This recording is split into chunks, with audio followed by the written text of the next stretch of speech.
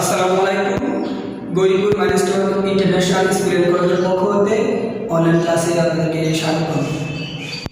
আজকে তোমাদের জন্য আমি একটি ইংরেজি টপিকস নিয়ে এসেছি, সেটা হচ্ছে ইংরেজি সেলফ পার্টের একটি গুরুত্বপূর্ণ গ্রামার, সেটা হচ্ছে কমপ্লিটিং সেন্টেন্স।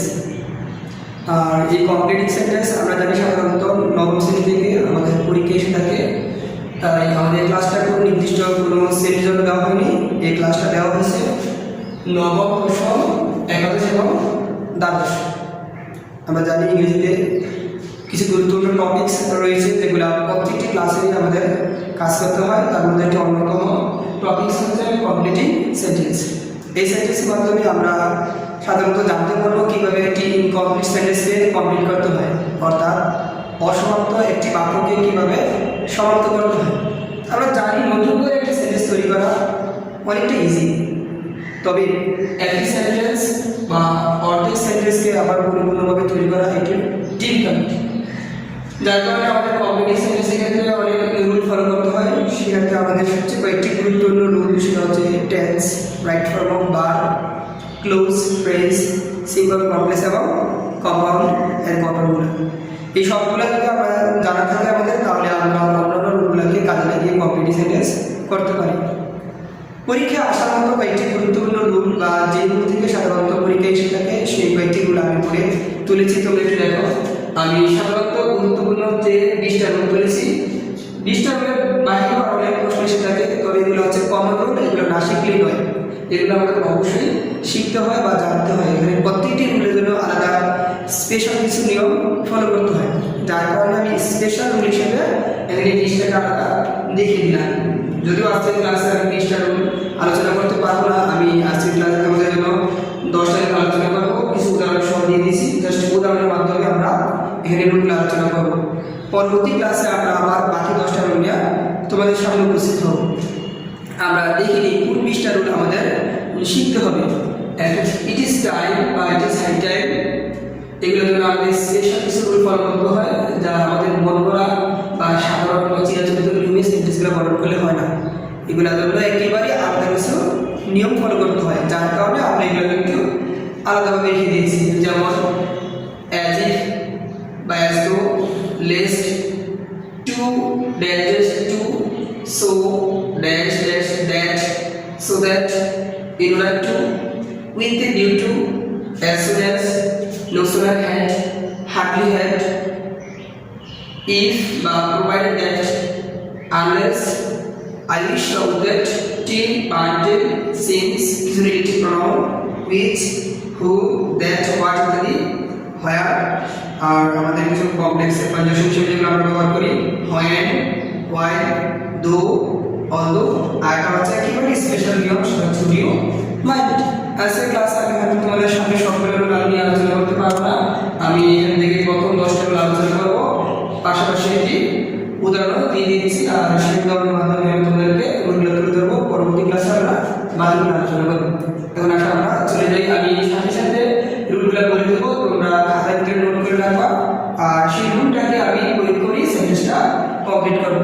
হয়তো রুলটা আমি চাইলে পাশে লিখে দিব, আর না হয় আমি যখন বলবো তোমরা সাথে সাথে খাতায় লিখে রাখবা। পরবর্তী সময় তোমরা আবার এগুলো দিয়ে প্র্যাকটিস করতে পারবে, অথবা নিজেরই সেন্টেন্স তৈরি করতে পারবে। আসলে আমরা শুরুই আমরা জানিয়েছি প্রথমে 1 নাম্বার, সেটা হচ্ছে ইট ইজ টাইম। আর ইট ইজ টাইম সম্পর্কে তোমাদের একটু বলিনি। ইট ইজ টাইম বা ইট ইজ হাই টাইম, আর এই কথাটা কখন আমরা ব্যবহার করে থাকি? একটি কাজ আমাদের অনেক আগে করার দরকার ছিল, কিন্তু আমরা করতে পারিনি বা করিনি, এমন অবস্থায় আমাদের অনেকটা হয়তো দেরি হয়ে গেছে, আমাদের আর দেরি করা যাবে না, এই কাজটা আমাদের এখনই করতে হবে, এরকম কিছু বোঝাতে ইট ইজ টাইম এই ফ্রেজটা ব্যবহার করা হয়। আর ইট ইজ টাইমের পরে আমাদের সাধারণত দুটি স্ট্রাকচার আমরা ফলো করে থাকি, একটা হচ্ছে সিম্বলের জন্য, একটা হচ্ছে কমপ্লেক্সের জন্য।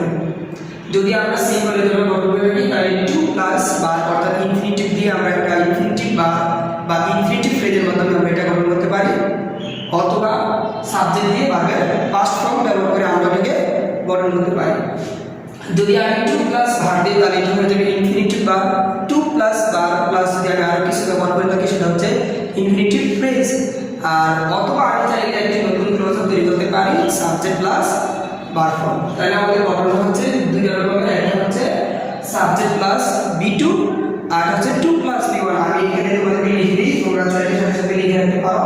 সেটা হচ্ছে দুটি স্ট্রাকচার, একটা হচ্ছে সাবজেক্ট প্লাস B2 আর হচ্ছে 2 প্লাস B1। এই দুইটা হচ্ছে রুল। এই দুইটা রুল ফলো করে আমি ইট স্টাইল বা ইট সেন্টেন্সের ইনকমপ্লিট একটি সেন্টেন্সকে কমপ্লিট করতে পারবো। তাহলে আসলে আমরা এখন কাজ করি। আমাদের রুলটা হচ্ছে ইট স্টাইল বা ইট সেন্টেন্স পরে সাবজেক্ট প্লাস B2 অথবা সাবজেক্ট প্লাস 2 প্লাস B1। তাহলে আমরা কি একটি উপযুক্ত সময়, এটা আমি ইচ্ছা মতো ব্যবহার করতে পারবো, কোনো সমস্যা নাই। এখন উপযুক্ত সময় কি করা সেটা তুমি নিজে মনে করে নিবা। আমাদের বাক্যে যদি আরো কিছু অতিরিক্ত অংশ দেওয়া থাকে তাহলে ওইটার দিক বিশ্লেষণ করে আমরা ব্যবহার করতে পারি। তাই মনে করো তুমি অনেক দিন যেমন পড়াশোনা করো না, তোমার এখনই পড়াশোনা করতে হবে এমন কিছু তুমি ফিল করতে পারছো, তাহলে তুমি কাজ করো it is time to read activity. To read activity আমরা যদি উপরের রূপটা ফলো করি তাহলে it is time you read বা হি রিড বা উই রিড অ্যাক্টিভিটি। সুতরাং আমি জাস্ট একটা রূপ ফলো করছি, আমি আরেকটা রূপ দিই ইট ইজ টাইম। আমি অন্য একটি ভাগ ব্যবহার করি, যে ভাগের সরাসরি যদি B2 স্পষ্ট বোঝা যায়। আমি যদি রিড ব্যবহার করে থাকি তাহলে রিডের প্রেজেন্ট ফর্ম যেমন পাস্ট ফর্ম দুইটা সেম হয়ে যায়। তোমরা হয়তো মনে করতে পারো যে এটা প্রেজেন্ট আছে, তারপর আমি সাবজেক্ট ব্যবহার করছি, অর্থাৎ আমি এখানে ভাগের পাস্ট ফর্ম ব্যবহার করব। উই গেবা স্মোকিং, এটা হচ্ছে বলুন সাবজেক্টের পরে আমি ব্যবহার করছি B2 আর B এর পরে B1। তোমরা সাথে লিখে রাখো ওটাকে, এমন উদাহরণটা আমি হয়তো সকলের ক্ষেত্রে ওটা লিখে দিতে পারবো না, যেহেতু এখানে স্পেসটা একটু কম। আমি বলার সাথে সাথে তোমরা খাতায় লিখে দিবে, আমি জাস্ট সেটাকে উদাহরণটা তুলে ধরবো। আসলে আমরা পরবর্তী টপিকস তুলে ধরা সেটা হচ্ছে হি স্পিক্স অ্যাজ ইফ। সাধারণত অ্যাজ ইফ বা অ্যাজ দো এই ফ্রেজটা ব্যবহার করা হয় কথা বলা বা আচরণ বা ব্যবহার করতে বাহ্যিক বিষয় তুলে ধরার জন্য। আমরা জানি he speak as if, as শব্দটা যেন, মানে সেটা হচ্ছে কোনো একটা ব্যক্তির বাহ্যিক যে আচরণ আর ওই আচরণের সাথে আসলে তার প্রকৃত কার্যকলাপ বা যোগ্যতার তেমন একটা মিল নাই, আর ওই ক্ষেত্রে সেটা প্রকাশ করার জন্য আমরা এমনটা ব্যবহার করে থাকি। সে এমনভাবে কথা বলে যেন সে পাগল, সে এমনভাবে কথা বলে যেন সে দেশের প্রেসিডেন্ট, সে এমনভাবে কথা বলে যেন সে মিলেনিয়ার। আসলে তার আচরণের সাথে বাস্তবটা মিল থাকে না। তো এই ক্ষেত্রে আমাদের দুইটা রুল ফলো করি আমরা। হি স্পিক্স যদি এখানে প্রেজেন্ট টেন্স থাকে অ্যাজ এ যুক্ত না, তাহলে আমাদের পরবর্তী হবে পাস্ট ইনডিফিনিট। আর যদি আমাদের এটা পাস্ট ইনডিফিনিট থাকে তাহলে পরবর্তী ক্লোজটা হবে পাস্ট পারফেক্ট টেন্স। তোমরা লিখে রাখতে পারো সাথে সাথে। যদি আমার স্পেসটা একটু বড় হতো তাহলে আমি সাথে সাথে লিখে দিতে পারতাম। আমি আবার বলি অ্যাজ ইফ যুক্ত ক্লোজটি যদি আমি প্রেজেন্ট ইনডিফিনিট থাকে তাহলে পরবর্তী ক্লোজটা হবে পাস্ট ইনডিফিনিট। আর অ্যাজ ইফ যুক্ত ক্লোজটি যদি পাস্ট ইনডিফিনিট থাকে তাহলে পরবর্তী ক্লোজটা হবে পাস্ট পারফেক্ট টেন্স। সেক্ষেত্রে আমাদের আরেকটা নিয়ম মনে রাখতে হবে, যদি আমি বিবার ব্যবহার করি তাহলে অবশ্যই আমি বিভাগ হিসেবে ওয়ার ব্যবহার করব। দেখো আমি বলে দিই হি স্পিক্স অ্যাজ ইফ যদি প্রেজেন্ট আছে তাহলে আমি এটা পাস্ট ইনডিফিনিটে রাখবো। He speaks as if he knew everything.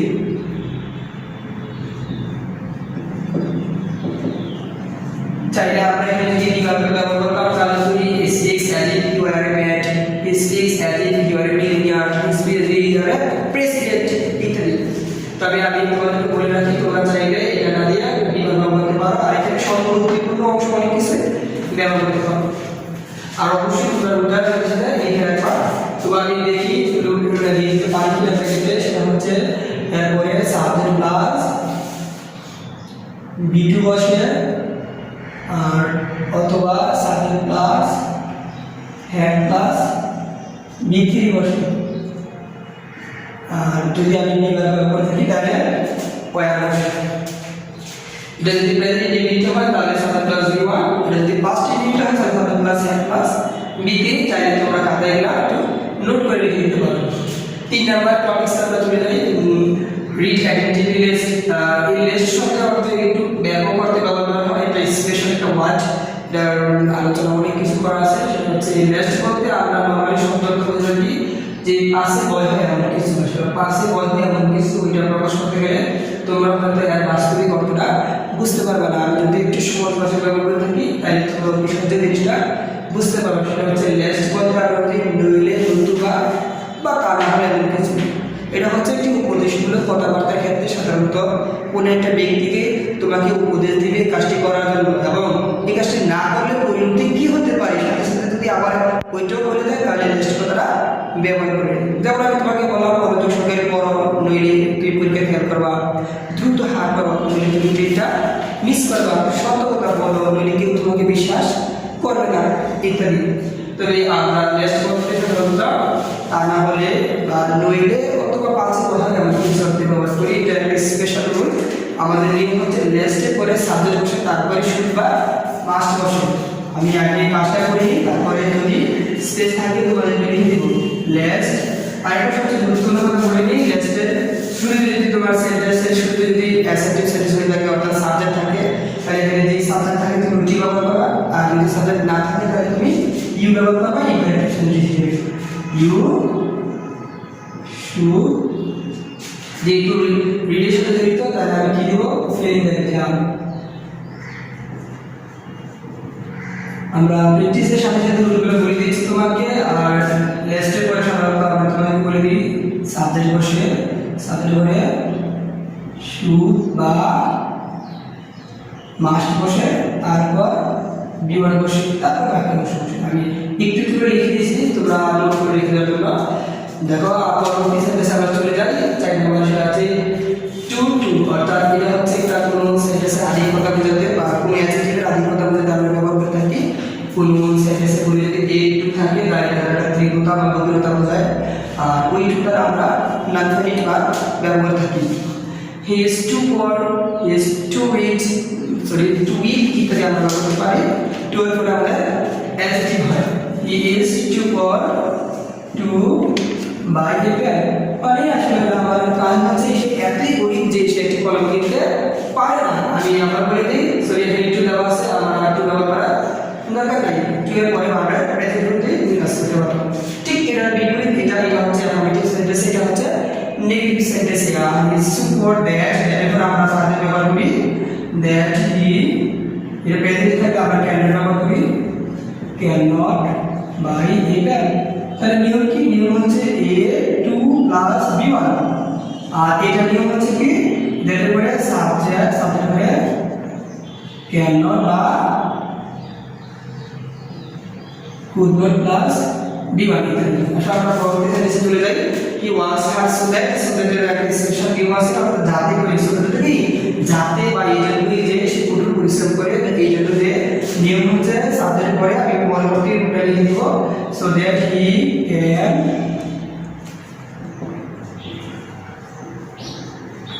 পাশে দেখা। আমাদের নিয়ম হচ্ছে সাবজেক্ট বসে সাবজেক্ট পরে ক্যান বা কুড বসে তারপর বানার পেছনে ফুল বসে, এটা হচ্ছে নিয়ম। আমি সাবজেক্ট পরে লিখে দিচ্ছি সো দ্যাট পরে সাবজেক্ট তারপরে ক্যান বা কুড।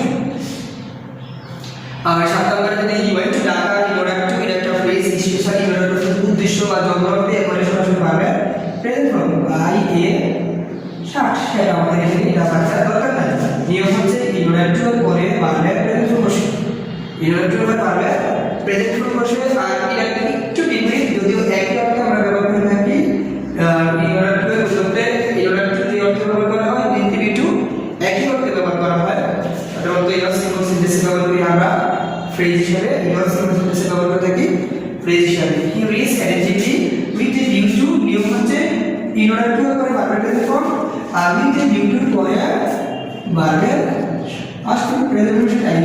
যেমন with a due to buy a shirt দিলাম। তারপর sentence as soon as we reached the station, আমরা যেই মাত্র স্টেশনে পৌঁছেছিলাম। আর অতীতকালে একসাথে দুটি ঘটনা যখন হয়ে যায় তখন আমরা সাধারণত এভাবে প্রকাশ করে থাকি।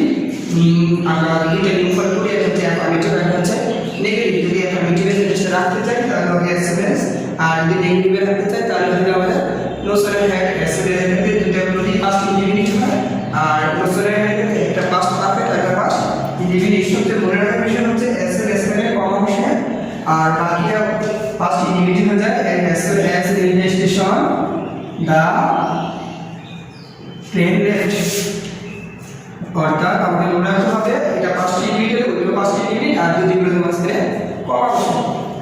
পরবর্তী সর্বশেষ যে সেন্টেন্সটাকে আমরা আলোচনা করবো সেটা হচ্ছে অলরেডি একটা নেগেটিভ ফর্ম এক্সপ্রেস থেকে অ্যাফার্মেটিভ আর অপশন থেকে কি নেগেটিভ আর যদি সেটা হয় তাহলে আমাদের দেন ব্যবহার করতে হবে হ্যাঁ দেন দ্বারা বাকি জিনিসটা শুরু করে দিই so late had the thief seen me চোর আমাকে দেখতে না চাইতে কি হলো দেন হি ওয়েন্ট অ্যাওয়ে সে কি করলো সে পালিয়ে গেল কতবার আমাদের নিয়ম হচ্ছে এটা যদি পাঁচ পারফেক্ট এটা পাঁচ ইন্ডিভিড এটা পাঁচ ইন্ডিভিড থাকে ওইটা পাঁচ ইন্ডিভিড তবে এসএমএস থেকে মাঝখানে কমা বসে নোসরা হেড থেকে মাঝখানে দেন পর্যন্ত সুপ্রিয় শিক্ষার্থী কিন্তু আজকে এই পর্যন্তই পরবর্তী টপিক নিয়ে তোমাদের সামনে আমি আবার উপস্থিত হব বাকি যে 10টা আছে আরেকটি ক্লাসের মাধ্যমে তোমাদেরকে আমি ওই লিঙ্কটা শিখিয়ে দেবো আজ আমরা ধন্যবাদ সকলকে আসসালামু আলাইকুম